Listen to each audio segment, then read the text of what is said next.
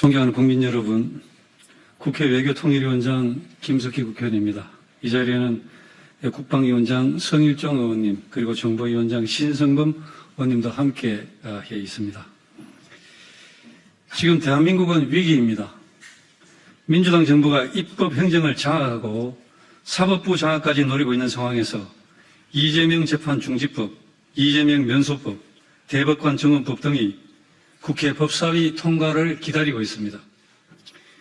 2004년 제17대 국회부터 제1당이 국회의장, 제2당이 법사위원장을 맡는 것이 관행화되었습니다. 이는 국회에서 대화와 타협, 협치라는 민주주의 가치를 지키기 위한 최소한의 장치이기도 합니다.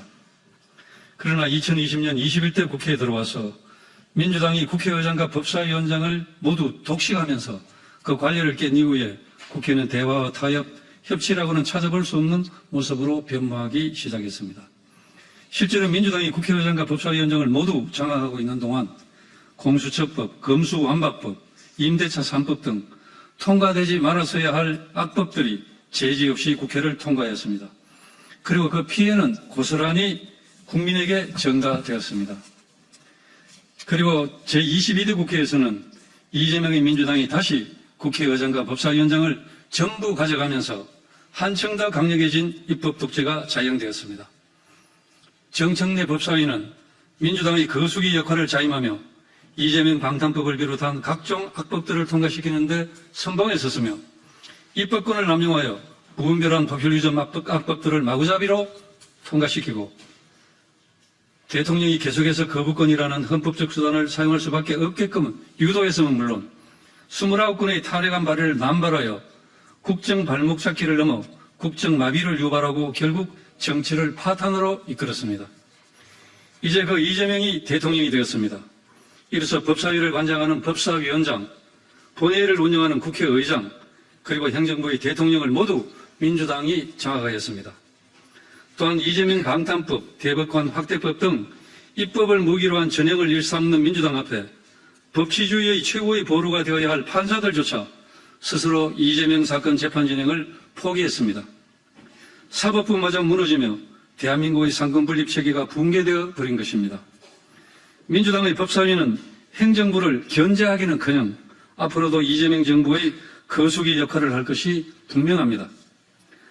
그럼에도 민주당은 자신들 몫이라며 새로운 법사위원장을 선출하기 위해 곧 본회의를 개의하려는 시도를 하고 있습니다.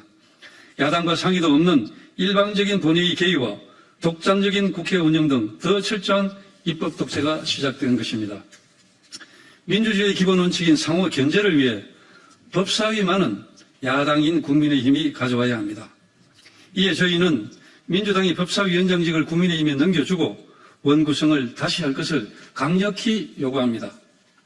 법사위원장을 국민의힘이 가져와 견제와 균형이라는 민주주의의 대원칙을 바로 세우는데 민주당이 협조한다면 여당이 중요하게 생각하는 저희 세 사람이 맡고 있는 국회 외교통일위원장, 국방위원장, 정보위원장직 모두를 민주당에 넘길 의향이 있습니다. 이재명 대통령은 당선 이후 줄곧 포용과 협치, 대화와 타협을 얘기했습니다. 김병기 민주당 원내대표도 협치를 얘기했습니다. 그 협치라는 말이 과거 박근혜 전 대통령을 향해 존경한다니까 진짜 존경하는 줄 알더라고 했던 이재명 대통령이 협치한다니까 진짜 협치한다는 줄 알더라는 식의 협치를 말하는 것인지 국민들께서 지켜보고 계십니다. 무너진 상권 분립을 다시 세우고 민주주의 정신을 회복시켜야 합니다. 국민의힘이 법사위원장을 요구하는 것은 절대 무리한 요구가 아닙니다. 대한민국의 상권 분립과 민주주의를 지키기 위한 최소한의 요구입니다. 대한민국의 국회는 민주당만의 국회가 아니므로 민주당은 법제사법위원장직을 국민의힘에 넘기고 민의의 전당인 국회를 분열과 갈등에서 대화와 타협의 장으로 속히 다시 돌려놓으십시오. 국민의 요구에 대한 민주당의 답을 기다리겠습니다. 감사합니다.